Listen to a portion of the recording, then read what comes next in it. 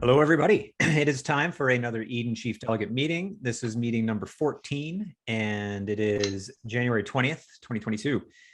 So we've been chatting a bit, getting ready, and the first topic we'll kick off is our updates. Aaron first. We are just starting to get back on track with our projects, new people coming in that are potentially going to be able to help with that as well. So I think the next thing you'll see out of us is probably some open source libraries, and we might do an integration into Unicode before we ask like somebody like John to integrate it into his site just to test it out. That was kind of a recent thought I had. That was part of what we ran on as well. There hasn't been much public engagement on the topic, but I also haven't been fostering it. So it'll be super interesting to know how this project is received. Jesse, you're next. I have started writing an article, the top 21 dApps on EOS in 2021. The other is, this is an updated image of the dApp ecosystem. There was something like this in 2018, and we wanted to update it. This is from Bishop, who is the Princess V, the French Hive. He works at EOS support. He's a Reddit mod, amazing guy. And so I'll go through this a little bit. So here are like our categories. I'll send it to you guys, just get some advice before we kind of have our final version. I'm happy to report that I have seen a decrease in the amount of FUD out there.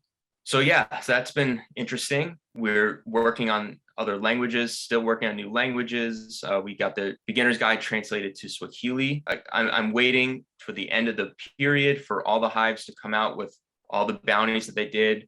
We're going to review those. We're going to come out with a big report. Hey, one question, Jesse. So for the bees on Twitter, do they self-identify as being a bee?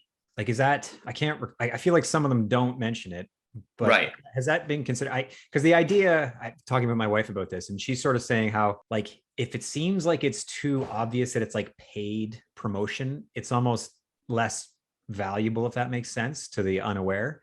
Where if it just seems like it's a legitimate person commenting, then it seems like it might carry more weight. Has that sort of idea been, what do you think about that? I do ask them to put hashtag EOSBs when they do a post, so that it kind of does identify them. Does our word carry less weight because we are getting paid? I have not seen any evidence of that. I'm not sure if the evidence would be clear. So it's a tough question. I guess I don't know. Yeah, well, that was I was trying to say, like, she was arguing that it is less valuable. The premise is excellent. Fighting FUD. Someone posted a shit comment that's not accurate, because really the bees aren't there to, my impression is that they're there to correct misunderstandings about the EOS ecosystem, not just to go EOS. Yeah. Like, it's not just this, cheerleader thing. It's more like a educational thing. It's both. Yeah, it's both, but it definitely, like, I think the value is more personally is just in this FUD fighting bit. But if you're you're unaware of EOS, you come across a post, like say this CoinDesk article on Twitter, and someone goes down there, scam coin, shit, don't go anywhere near it. And then you see like 7 responses, and they all say EOS bees, EOS bees, EOS bees. Then the uninformed be like, well, that seems kind of schmarmy, versus like random person says this, another random person says that, another random person says that. So I kind of see the point. So I was curious. That's why I was asking, like, how. Yeah, we shouldn't all say EOS bees, EOS bees. We ask our bees to create. It could just be very short, but just your own opinion on your own positive opinion on what is happening here. And there is one more thing. So we just got control. Our community, Dario led this initiative. Ariana from Cypherglass had control of this page with 17.8 thousand members. We have recently got control of it. We're going to clean up this image here. If you want to share anything, please consider also doing it on here. We do get views. And I would actually say, I know I talked about the FUD. This is actually where most of the FUD is, at least from what I can see. And we're looking everywhere. And so I'd encourage everyone to participate in the comments. Well, good job. That's been on the go for a while to get that Facebook. So congrats to Dario for being persistent on that. I don't know how he pulled it off, but that's great. Yeah, it was like kind of like a miracle kind of thing. It's just one day Facebook sent him a notification because he had like applied to take over the page. Like he applied as an admin. He just woke up one day and he was then holy shit, I'm admin of this page now. So he kicked Ariana out, invited me, invited the other bees, and we got it now. It was like a coup. Friggin' saga is what that was. Yeah. Like took forever. That's great. Amazing. Congrats, Dario. He's Thank watching you, it. Dario. Yeah. There's hope after all. Okay. Thank you, Jesse. Randall. So basically, there have not been a lot of updates from EU support part. We are just building because the platform seems to be the most important thing for us right now. We have a lot of content. We've been helping people when they come to EU support, and we are praying that EOS gets better so that we don't get a lot of tickets regarding the technology itself. So far so good on that end. But the platform part of it, yeah, it's a lot of work. So we deployed our multi-sig. So now when there is any donation that comes in, basically there's a percentage split for development, and then there is some that goes to the treasury for payment for the EU support representatives. So far, I put 5 people on the multi-sig. Now the multi-sig is in effect. I'm working with the devs. We are trying to build like a portal on the back end so that we can have Dario or any of the admins that are part of the financial team to initiate an MSIG if they have to, straight from the EU support platform. We are also working on implementing the FAQs on the main page, and also to have that be in like 9 different languages. So far, we have multiple locations where we are having our data. So just in case if the website is down, there's going to be another page, another location where people can pull from. The main page is also going to have everything that is on the other locations, so that there's multiple locations for people to fetch information.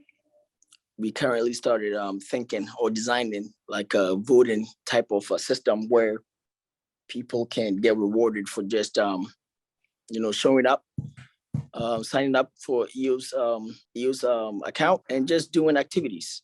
Just by voting on things, they will get some EOS. So we are working on that, and then I'm working with Jesse on a referral system that will eventually also give more incentives to people who want to participate, talk to other users about EOS and stuff like that. So in terms of like creating content, we're just always tweeting what we've written that we think is valuable, and so far so good. And we are taking all these suggestions from the community, and we are trying to work on them so that we can bring some positivity to the ecosystem. So that's what we've been doing so far. You mentioned at the beginning that you're hoping to get less tickets about technical issues with EOS. Yes. Do you like collect those and then hand those off to a particular group? Yes. So what we do is mostly we try not to talk to the community readily when we see a problem. We try to see what is going on, then we talk to the right team. So I'll give you an example. Like when we have a problem with like the scam warnings. Yes. So let's say we have a problem with, let's say an exchange, for example. We look to see if it's true, and then we will reach out to one of the developers and talk to them. And in some instances, I think there's one instance where I reach out to Eve to try to get like someone that can help us if he knows someone, right? And then he will bring others on board as well. There are instances that we will reach out to Aaron himself, right? And then Aaron will tell us what's going on and how we can help with the situation. Or sometimes he will step in and he will tell us what to do, right? But we collect all these tickets, we look at it and see if we have to reach out to the person or we don't have to reach out to the person.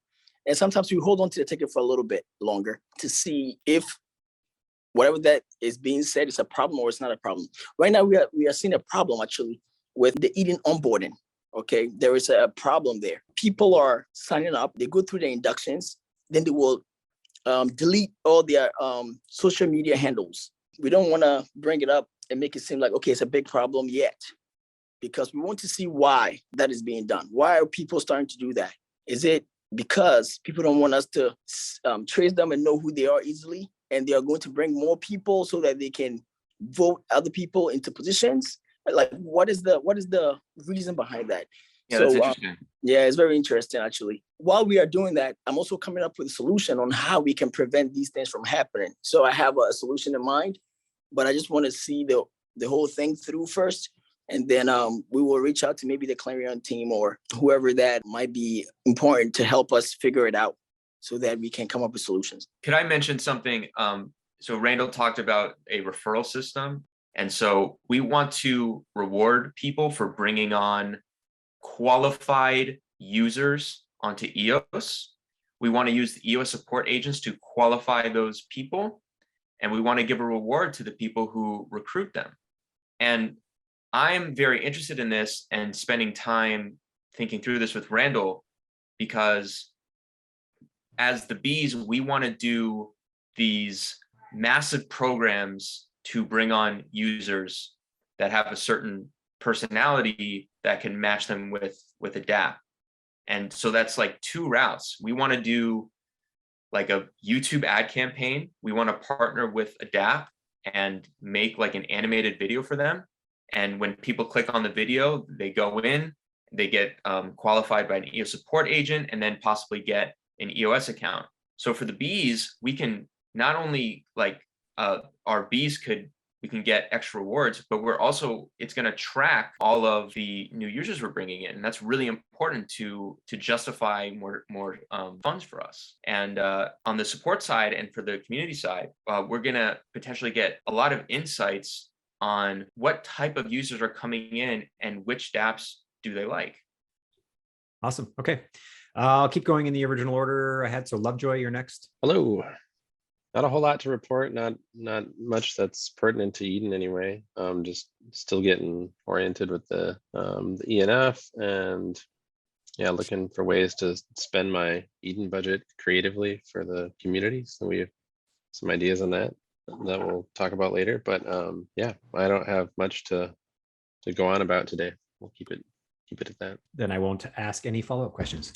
I'll do myself. So a couple things are happening, I suppose. There's one, I can't recall what I spoke about last week. If I mentioned there's another organization, I guess you could say a bit of a DAO that's going to be announced in the coming weeks. And it's going to include a tweak, but a version of the Eden process. I think I maybe did mention it. Did I mention this last week? Yeah, you did. Okay, so that's still ongoing. Making more progress there. And so that's still coming out. I think it's pretty neat to see a new twist to Eden. Same sort of thing, but a twist. I think that's going to be fun. Yeah, that's kind of the main. I'm kind of working on that as my Eden style working on stuff. And then there's another the part about the BP viewing and sort of the historical look there.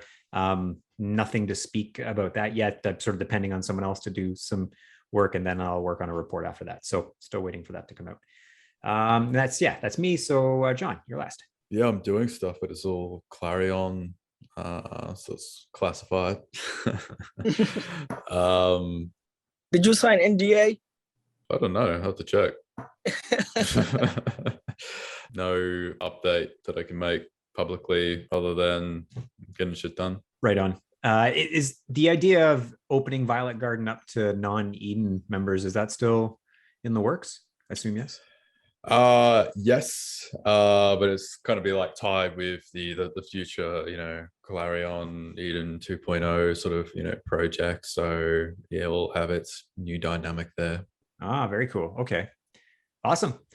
All right, well, that is the end of our updates. The next item on the agenda. Wait, hold on. Will all these Violet Garden updates be in the white paper, John? Yeah, there will be some Violet Garden related stuff in the white paper. Yeah. Yeah. Okay, yeah. So next item is the recent interview that came, well, part one, and part two came out as we were on this call, so we won't be able to speak to that. But part one of the Zach, Eve, and Dan interview. Wanted to get some thoughts from the group about that and what they felt about it. Aaron, did you make notes? You might have a sweet recap. I made some notes, but they were more counterpoints than they were comprehensive notes of the video. So I don't know if I can give a complete overview. It was all the thing that Aaron disagreed with. Pretty That's much. great.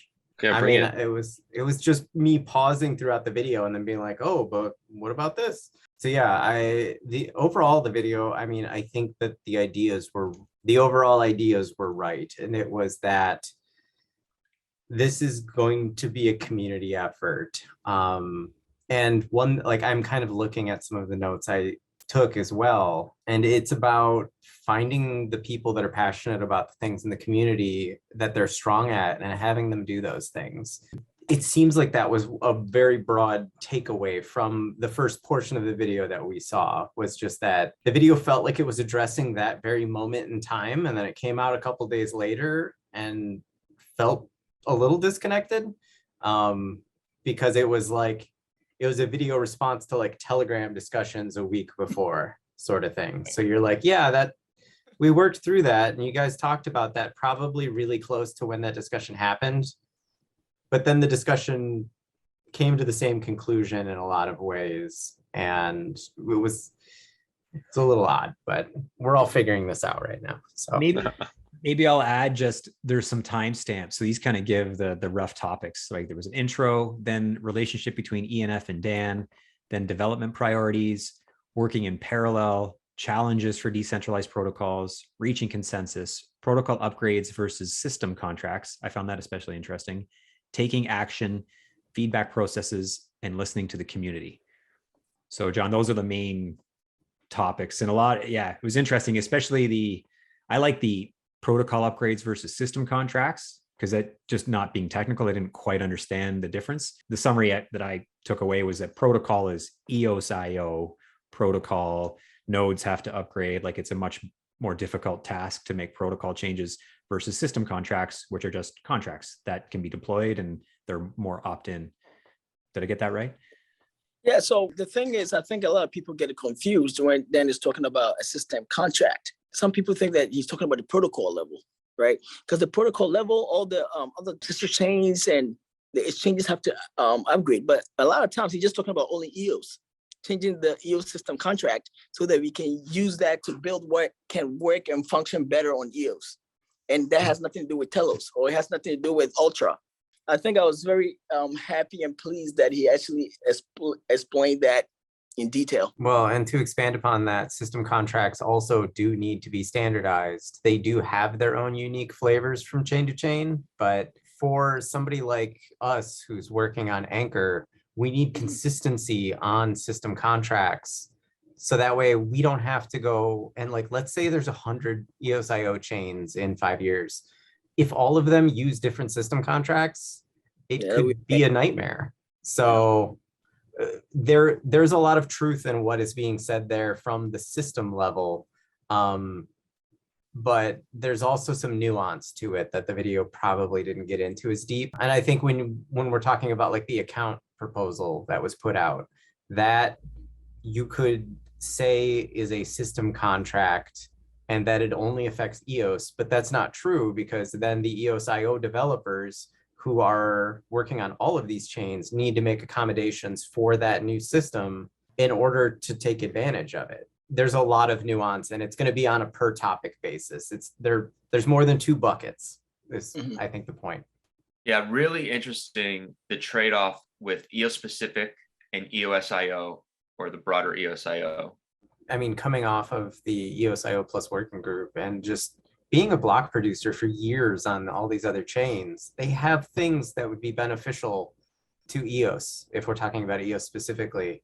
And if we can use and contribute to the things that they make that could improve EOS, and then if we improve things on EOS that they could then take and apply to their specific flavor of EOS.io, like there's a huge win relationship we could have there. So there's a decent amount of my feedback, I think, comes from that point of view, from the EOS.io point of view. We want all chains to succeed. It's not that we want to hinder the efforts of one chain. It's just that we want a good, like, this is the open source community. We're supposed to be sharing modular ideas that we can then leverage and create even better things together. Prime example is this account name system that's Dan proposed to make accounts better. Like, those exist on other chains that we could leverage. Dan's proposal is a proposal for EOS specifically that these other chains are not going to adopt. So in the EOS.io spectrum, it's like, I want a solution that works across all of them and everybody is happy with. And that's going to take time to be able to come to consensus on how to build that properly. And it's going to be more than just let's do it. In that Yeah, example but- there. Oh, sorry. Go ahead, John.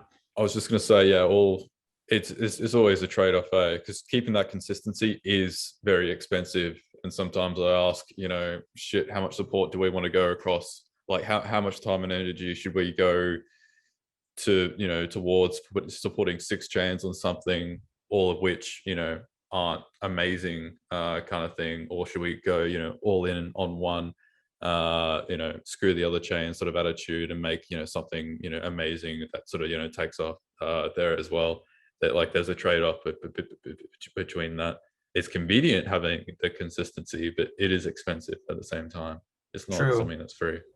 You're just going to have to consider who you're going to lose if you start being tribalistic towards one chain. And that might include gray mass. Like I'm not interested in that. Well, That was my question, Aaron. So in this name thing, does this particular example of a system contract on EOS, will that affect how your wallet will work between chains now? Like, do you have to now consider special EOS only? Yes. You do. Okay. Yes. And I brought it up in the developers channel, but there's a certain level of trust with the API nodes for this proposal that just cannot be met without significant engineering effort. There's problems like that are going to stop other chains from adopting it. It's going to stop products from adopting it. Sorry, I might have tangented off of your original question. Aaron, you said that the solutions, other chains have the solution that Dan's proposing. My gut feeling is that Dan has to be proposing something different than the other chains. Like, if other chains had a solution, why isn't he just using that solution? I don't have a good answer to that. I could speculate because he's unaware of these things, because he wants something right now and wants to do it himself. Because I don't know. But you're doubling down that the solution is exactly what he wants. Maybe not exactly, but does the job that he described on other chains. Yes. And I will add a caveat that I think that there's a possibility that everything he expects is impossible. So we have to take gradual steps forward to building these kinds of systems. And the gradual step forward might be leveraging like what Telos has with profiles and expanding upon it with a few additional features. But like Dan is building an app. And Dan has a need. And we need that need to be presented in a way that it can be understood by everyone. And then it can be built for more than just one app. Like the way that Dan needs it is going to be the way that Dan needs it. But the way that other apps need the same thing needs to be taken into account. And a singular app developer is not going to have a good scope of what that is. I will have a better scope, I believe, on what that is, because I'm working with like hundreds of app developers that want the same thing. So it's like all of those other app developers need to be taken into consideration. So Aaron, you are sitting at the table and all the sister chains or everyone that's involved with the different chains, they respect you because you provide some services to all of them that is valuable. True. So my take is this. Dan in his interview was saying that he talks to his team first. Then after talking to his team, he reach out to a couple of community members before he puts the idea in Telegram or he writes about the idea. I will highly suggest that we make a push that he speaks to you as well, because it shouldn't be news to you. Because if you know what is out there, and I saw that one time you had to correct him because he was looking for something. You were like, you guys already talked about it and it's being actually worked on, right? So you pointed him to the right direction. I think that is what you bring to the table, right? That's the challenge. It's communication. Yeah, the communication has to be better. Like there are certain people that you talk to, even though they are one person, you talk to them, they will show you the way because they have the information, right? Of what you're looking for, so that you don't reinvent the wheel, or they will help you understand the landscape. Yeah, I agree. And we're all figuring that out still. When we get into Telegram, there's a lot of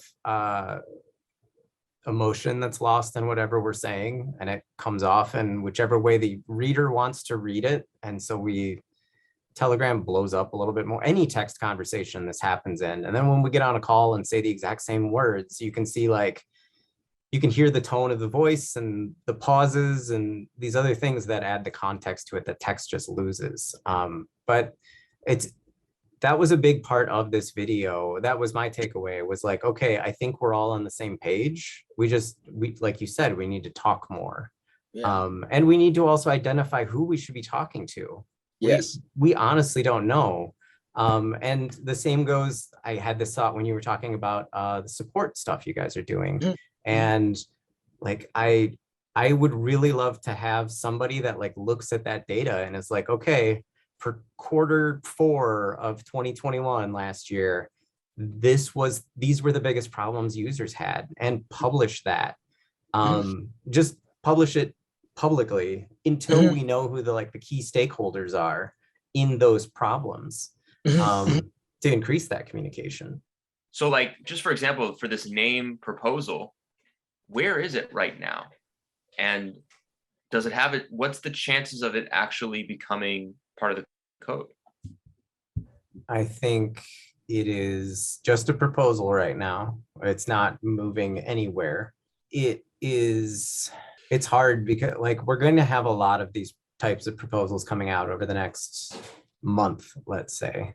And then the community is going to need a while to evaluate them if they choose to opt in and participate in that bigger discussion. And then we need to figure out a path forward based on what information is collected at that point. That is, in my view, the position we're in right now. Is there a standard path forward? No, that's being defined right now. We are 2 months into figuring out how this greater community moves forward in some sort of cohesive unit. And a lot of those processes are still being figured out. The working groups were kicked off as like hey, let's just start thinking about things without deciding anything. So that way, once we get to a point where the network and the networks like all together can start making decisions, they have an array of topics to make decisions on. Like we're all throwing spaghetti at the wall right now.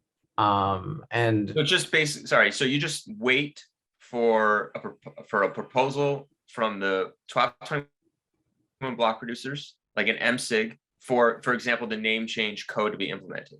I mean, that's pretty much what you're looking out for, right? And if it gets the votes or not. No.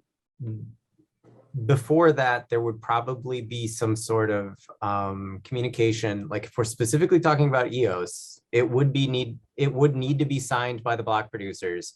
You'd probably make a presentation of some sort that like, hey, this is what we would like to build. Maybe it's this name thing like we're talking about. And so Dan's already done that with the names. Well, not really. It's not well defined enough. The block producers would evaluate that and say, we would be likely to improve this so long as it didn't break other things. Then I'm assuming it could be developed. I don't know, funding methods and everything is still being figured out. And then ultimately it comes back to the block producers and it's like, okay, here's the finished code. We've run it on a test net for X amount of time and we've done testing. Now we need your approval. And that's kind of the overall flow. The ENF is probably the one that would take the mostly formed idea and get it in front of the BPs. But again, that process is still being figured out. It exists, but it probably needs a more formal process because there's about to be, I don't know, 100 proposals for things we could do. We have this one thing we're talking about right now, but we need that process to scale. Like every time somebody writes a blog post, we can't like demand time from the BPs. People. Yeah. So it's going to filter to the ENF. Whatever ideas are best will rise to the ENF. The ENF will present to the BPs. Feedback. They do the code testnet back to the BPs, yay or nay. And for some things, the ENF or a representative of EOS will also bring these proposals to whatever comes out of EOS.io Plus, and the broader group of blockchains will evaluate if it has impact and if it is likely to be adopted on their networks, so they could also help contribute to the success of that. And then they would do that. When the code's done, each network would then say, okay, this is the final code. Do we deploy now? So it's kind of like it spiders out across multiple networks. It's really complicated, and we're just So- starting to scratch the surface. Each community, I don't know how it is with Telos. They have to have their own way of testing the waters of how the community feels. And then once they get to their weekly meetings, then they can vote yes or no. And then If they you can have watch the EOSIO call that was recorded the same day, it'll be the second EOSIO Plus call. Like we discussed this, that it is up to each chain to determine a method for its network of token holders to come to consensus. So on EOS, that could be Eden, or it could be delegated proof of stake. Like the block producers could decide, or maybe the ENF decides, maybe or Telegram, will decide. The referendum tool is really nice. The referendum tool could be used. Telos has Telos decide. Telos decide. Yeah, Should I be mean, open source, probably bring it over here and use that. And then you have other chains that are mostly directed by a single company, like Wax. Like Wax might make those decisions regardless of what the BPs think. Or maybe they'll delegate that responsibility to the BPs and be like, hey, like, what do you guys think of this? Like, we trust your judgment. And then they also has the OIG, which is like this intermediary body that could also make decisions. So really it's up to each chain how they want to participate in this broader thing. But to like bring this all the way back to what was talked about on that call, all of this is really in flux. And it's going to be really hard to know what the path forward is right now with like so many people asking so many questions. We just have to assume that nothing is fixed right now, and everything's going to be dynamic. I think you said that a little bit earlier, Vandal. It was that like there needs to be a shift in the dynamics a little bit of how this works. When Dan posts something, it doesn't mean it's happening. When I post something, it doesn't mean it's happening. These papers, when they're released, it doesn't mean that they're happening. Like we're figuring EOS out, and then we're also figuring out this network of other blockchains out on top of it and how it all plays together. And it's chaos that we're trying to bring order to. EOS has to figure it out within itself, within the community itself, right? How it makes decisions. That is EOS is having an identity crisis, right? The whole split one has been, but I honestly think this topic about the video has been very superficial because no one has spoken about Dan's great haircut. So I mean, we're all missing out. Yeah, we do have other topics. I feel like we should move it along because we're digging into this a lot. Any final words anyone wants to say about this, or can I move it on to the next one? I have one quote that makes sense, and then let's move on. This is from Dan in that video. The correct answer is we need all these things to be done at maximum velocity. The person suited for doing some of these things is the person most passionate about whatever that it is that's being done. We need to identify these people that are passionate about these things and that can help deliver regardless of network and regardless of who they are. Like, that's the process we're in right now. And you just can't point to a person and be like, oh, this person's going to make sure this happens, because we're figuring out who's passionate about what and who's going to be able to drive things. So it's like that the squeaky wheel gets the grease type of approach, right? Whoever's squeaking is going to get grease. But we want people that are passionate about putting that squeak out. Like if you're, Very good. Good finality there. Okay. So the next topic was today we had a suite of articles put out around EOS and positive moves, and I'll just kind of run through them quick.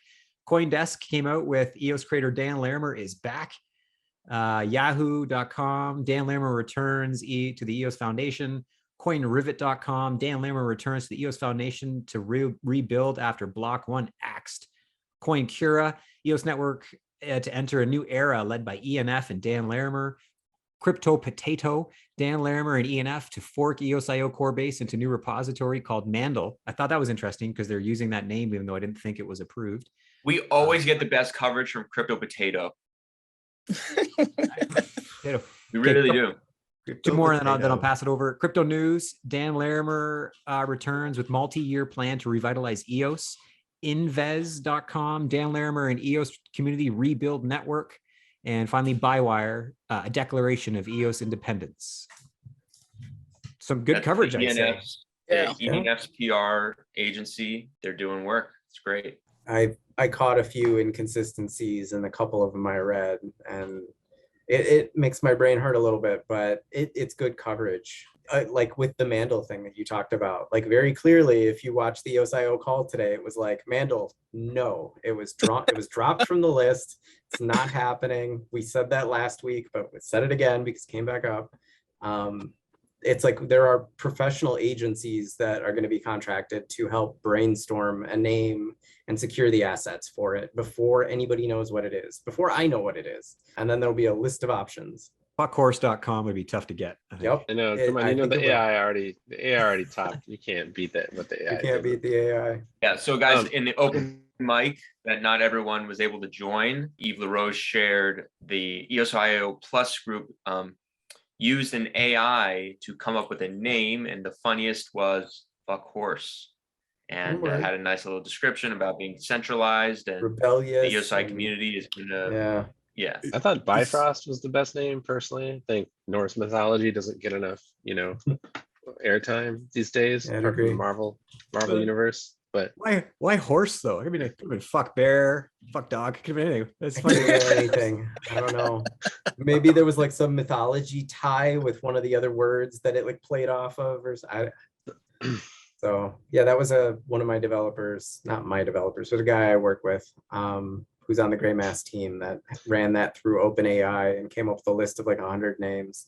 So some of them were ridiculous, that being one of them, and that has really stuck and kind of turned into a meme at this point. Yeah. So shitcoin was another one. Yeah, shitcoin was another one of them. So on the Mandel thing, it just seems like at this point, because we need to refer to EOS.io next as something, and because there is not another name besides Mandel, that it's just going to keep getting used, and unless somebody comes up with another interim name that is better, like EOS.io. Let's just stop using Mandel. Like that I feel is the solution. Let's keep calling it EOS.io until we have the new name. One thing I wanted to clarify, Eve, his last name, is it Rose or Hose?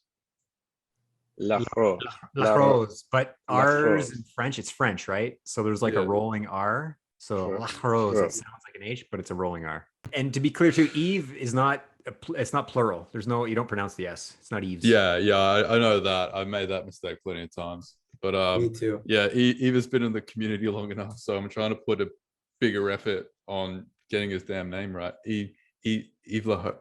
Yeah, no. That was close. It was really funny. This crypto influencer covered EOS, and he read Yves LaRose, and he goes, "Wow, that's a fancy name. Who's this guy?" Any other comments then on that conversation? If not, we got one last topic we can talk about. No, okay. It's good to see the news. Yeah, that's right, exactly right. Go in. Great. Yeah. Okay, so the last one was Pomelo. Came out with people can sign up, do their KYC. So if you've not heard yet, and you check your inbox, if you're a Pomelo grant submitter and you're looking to get your funding out of there, you got to log in and do your KYC. When you do it, have a black background when you're taking a photo of your driving license. I had to do it like 3 times.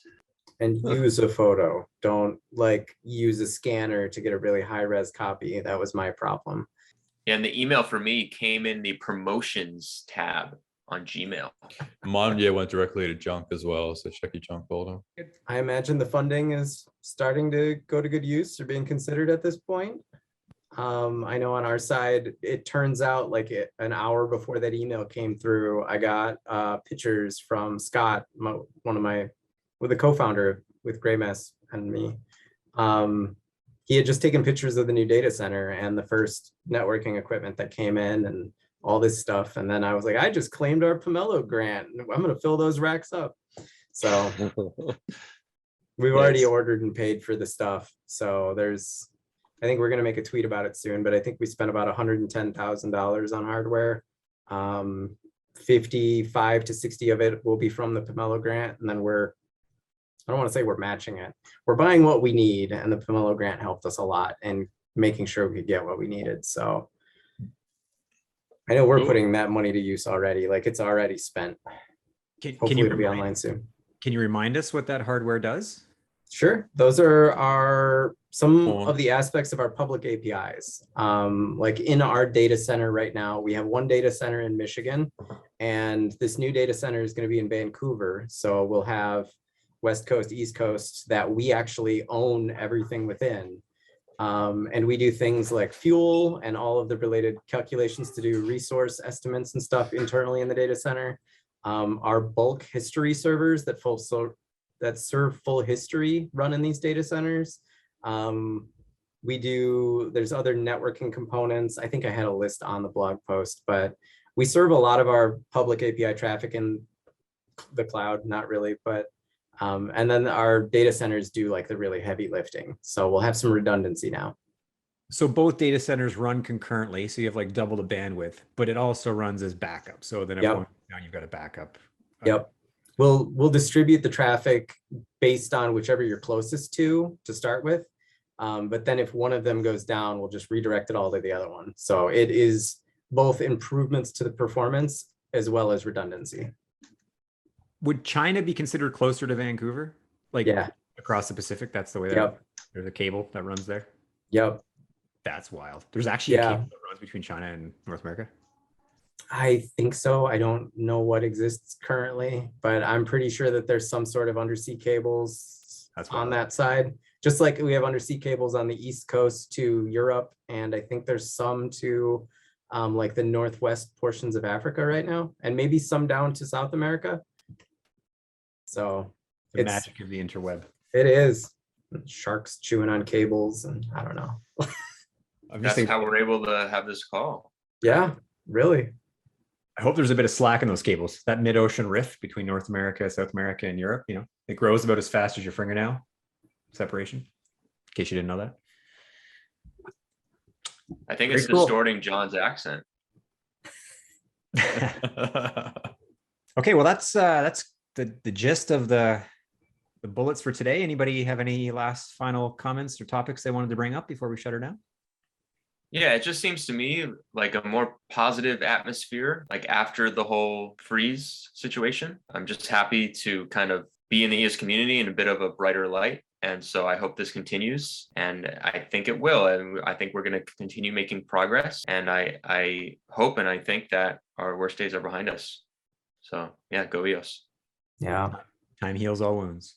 There's been some really good things starting to happen since maybe even summer of last year. And then they all just got really overshadowed and everybody lost track of them. So I think maybe with those clouds breaking up, you're starting to see that light come through finally. So good things happening. Perfect. Well, on that note, thanks for your time, everybody. Thanks, everyone. Take it Thanks, easy. everybody.